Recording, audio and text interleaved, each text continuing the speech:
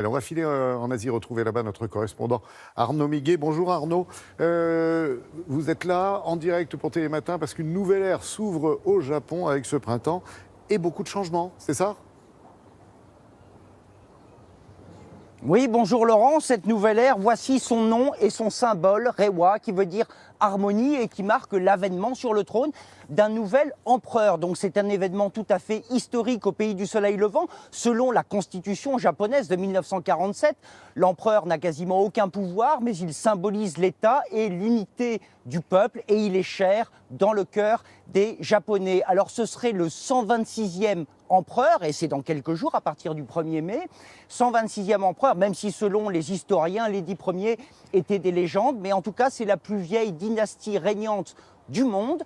Les explications avec Justine Jankowski. Regardez, on se retrouve tout de suite après. Arracher le journal du jour au prix de quelques coups dans les côtes. Au Japon, c'est l'actu chaude du moment. Lisez Reiwa, comprenez harmonie. C'est le nom de la nouvelle ère qui s'ouvre au Japon le 1er mai prochain, annoncé en grande pompe par le Premier ministre lui-même. En attendant le début de la nouvelle ère, nous voulons préparer une transition la plus harmonieuse possible entre l'abdication de l'empereur et l'intronisation du prince Naruhito. Sur le trône depuis 30 ans sous l'ère Heisei, l'empereur actuel de 85 ans va céder sa place à son fils. Alors pour marquer l'événement historique, les Japonais ont droit à 10 jours de congés supplémentaires. Mais dans l'archipel rompu au labeur, ces vacances impromptues, c'est une véritable catastrophe. Je ne sais pas du tout ce que je vais faire de ces 10 jours de vacances. À mon âge, j'ai peur que les hôpitaux ne fonctionnent pas normalement. Mon mari va être en congé à la maison. Je vais devoir lui faire à manger tous les jours. Incroyable mais vrai. Près de la moitié des Japonais se dit mécontente de ces vacances forcées. L'année dernière, sur les 18 jours de congés annuels accordés aux salariés nippons, ils n'en ont pris que la moitié.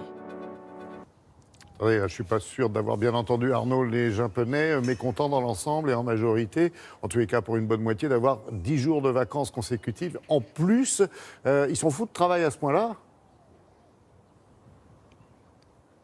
Oui, on peut dire, Laurent, qu'ils sont absolument dingues de travail. Vous l'avez entendu dans le sujet de Justine, 18 jours de vacances par an, mais la plupart ne les prennent pas. La durée légale du travail par semaine, c'est 40 heures. Mais figurez-vous que plus de 23% des Japonais déclarent 80 heures supplémentaires par mois et 10% plus de 100 heures supplémentaires par mois.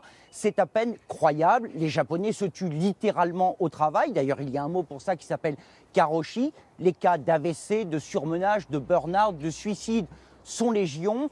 L'année dernière, il y avait eu 191 cas de mort par surmenage. Selon la police, ce serait même beaucoup plus. Donc ces vacances, ces jours fériés supplémentaires, eh bien ça les désarçonne et ça leur fait, en vrai dire, un peu peur. Merci beaucoup Arnaud et bonne soirée bien sûr. Allez.